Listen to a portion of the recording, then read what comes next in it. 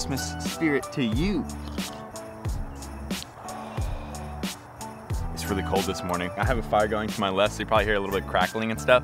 But yeah, it's really cold. But I've been wanting to shoot a video outside because it's so pretty outside in the morning. I think the lighting is really nice. Anyways, my beautiful, happy people, this is the first episode of the book club. Now, I'm not gonna be doing these every single month, but I will be trying to do roughly a book a month, or maybe one every 2 months, something like that. But a lot of you guys, I asked on the discussion part of this channel, on the community tab, if you wanted me to talk about books that I'm reading and review them so that you guys can know whether or not I thought the book was good, and if you should check it out, and you know, kind of what to expect from the book. And a little something personal between you and me, I've been wanting to make more content for this channel that I don't really care whether or not it's a video that's gonna get tons of views. Rather, I'm having more fun with my content creation on my first and my second channel lately, and just doing whatever I want to do, rather than thinking about every single video having to be a perfect success with an all-time high ratio of views. So the books that you're gonna hear me reviewing are books that are about self-improvement of your life, improving the quality of how you operate as a human, and how to make yourself a happier and more successful person, as well as entrepreneurial videos, which are videos that will teach us how to do better with finances, do better with managing our money, as well as making money out in the market. I also really love books that address human interaction and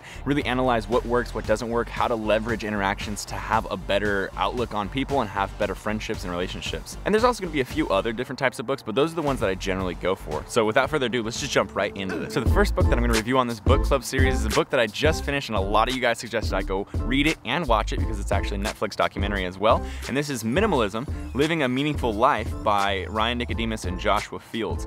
And I thought this was a really, really awesome book. So a little general overview of the book. It says minimalism, so you're thinking that's gonna be strictly about item and physical minimalism in terms of like getting rid of the things that you own in your room and really getting your room down to like that, you know, just wood floors and walls and a bed and that's it type of thing. That's what I was kind of looking for too. And that's actually the reason that I read this book, is because I do want to explore minimalism. I'm definitely someone who has a lot of stuff, and some of it is necessary, like the technology, cameras, lenses, all that kind of stuff, but some of it isn't necessary. And I really want to work this year on getting myself to be more minimalistic with the items that I don't need. So that was my motivation for reading this book, but I didn't actually expect this book to go into like further concepts of life rather than just physical minimalism. And so this book addresses a lot of mindfulness, a lot of self-analyzation of what's going on around you. It goes into like building your relationships and friendships. And so it really addresses moving you towards a personality type that fits better for minimalism, which at first kind of feels weird because you're like, where are we gonna get to the minimalism stuff, which it does get to at the end of the book, more towards the end of the book. It's kind of clever because before you can ever do any minimalism stuff, you do have to change the way that you process things and look at life and how you actually, you know, think of like a rewarding thing and how you receive pleasure and satisfaction versus what bothers you and what shouldn't bother you and all that kind of stuff. And then that all leads you into being able to do minimalism a little bit easier. So I'll give you like an example of this concept that I'm talking about. One of the parts of the book talks about when people come up to you and ask you, what do you do? They don't mean what do you enjoy? What are your passions in life? What do you do with your life? What they literally mean, and we all know this, is what do you do for a living? How do you make your money? And then we all know that immediately what comes next is a judgment based off of the next sentence or two that drops out of your mouth. So already by that person setting up that question, they're leading the conversation into a closed-minded area and a place where you're really identifying and attaching yourself to your job as your whole entire value as a person. You know, whether you say you're an engineer or if you say that, you know, at the current time you're not employed, people are gonna think so differently of those two things, and that's a bad way of thinking because we're not what our jobs are, for sure. Like, that's part of our lives, but that is not in our entire life. So what they said when you get this question asked to you is just redirect the question by answering it in the way that you want the answer and question to be. So instead of answering about your job, instead, I'm passionate about whatever it is, right? And then say, what are you passionate about? Don't even give them time to be like, no wait, I meant what's your job? Instead, just move them on to a more meaningful conversation, because what do you really get out of learning from what someone's job is? Unless you guys do the same job or have some sort of a commonality where you can work together,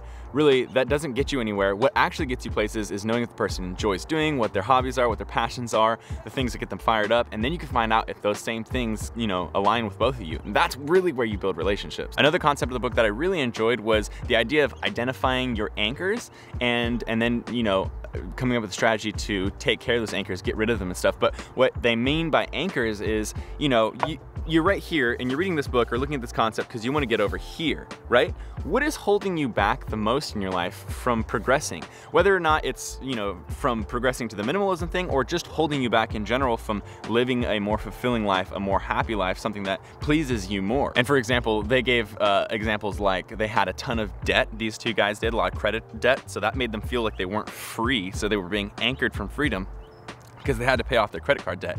Or like, for example, if you live with somebody that you absolutely do not enjoy being around, they're sucking energy out of you, but you for some reason are just doing it some sort of obligation, that's another anchor that you can work to get rid of and improve your life. They also had a really good section on how to find what you're passionate about, because I get that question a lot too, and it's like, it's hard because if you've already found your passions for like multiple years, then you just know them. So it's hard to be like, this is what you can do to find your passion.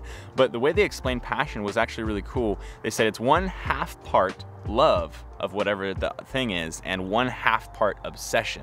So for me, you know, that would perfectly explain bodybuilding or cinematography. I think Kobe's about to start barking. Go, go, go, go, go, go.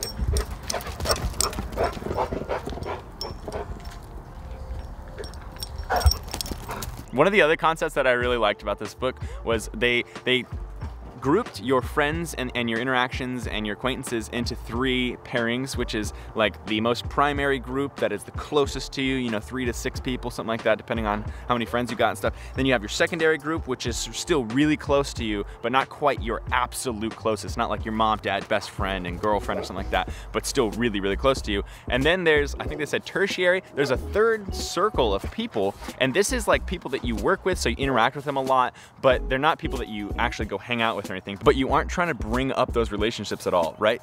And the thing that they said that I thought was really cool, this was kind of like a mind opener, is we spend the most time on average with the 3rd group of people, because that 3rd group of people is usually the people that you work with or you're obligated to be around, right? So that causes you to spend the most time developing relationships with people that you don't intend to have primary relationships with. This is probably one of my favorite concepts from the book because it's so true. So many of us spend most of our time with that 3rd group of people that we're not actually trying to build up the relationship with, and we spend the least time with those people that we should be building up our relationships with.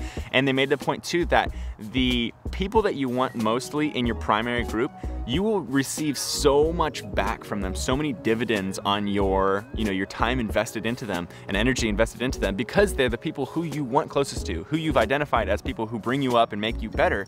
So you should spend as much of your free time on those people as possible, and you should really try to shift your time away from that 3rd group back to the primary and secondary group, because those are the ones that will return something for you when you're spending all your time on them. So that, my friends, brings us to the end of this book review. I don't want to go too much farther into the books because I want to make sure that you guys get the general concept of it, but I don't want to obviously give away the book. I don't feel like that's right or anything, but I do feel like giving you guys a review of this is definitely really cool for those of you who are kind of deciding what books you want to read. And maybe, you know, I'm telling you this is a good book and I really like it and I would definitely recommend it to you, but maybe this just isn't your lane. It's not something that you're interested in. And I think this is kind of fun. You know, my channel is supposed to be showing you my life, and I do show you a lot of my life, but there are certain parts that I don't show you because I know that not that many people are interested. For example, my second channel has a lot of like cryptocurrency talk and entrepreneurial talk because I know not everybody's interested in it here.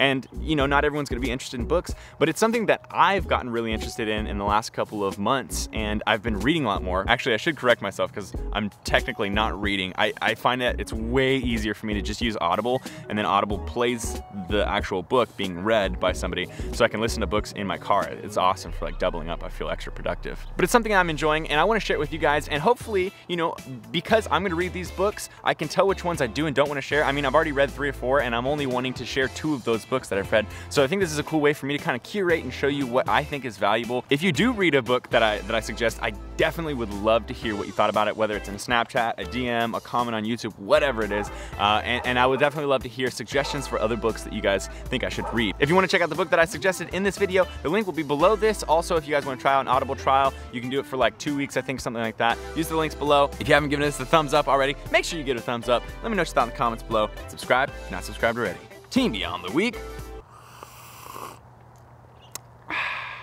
CT. Lift heavy or die, MIRIN, motherfucker.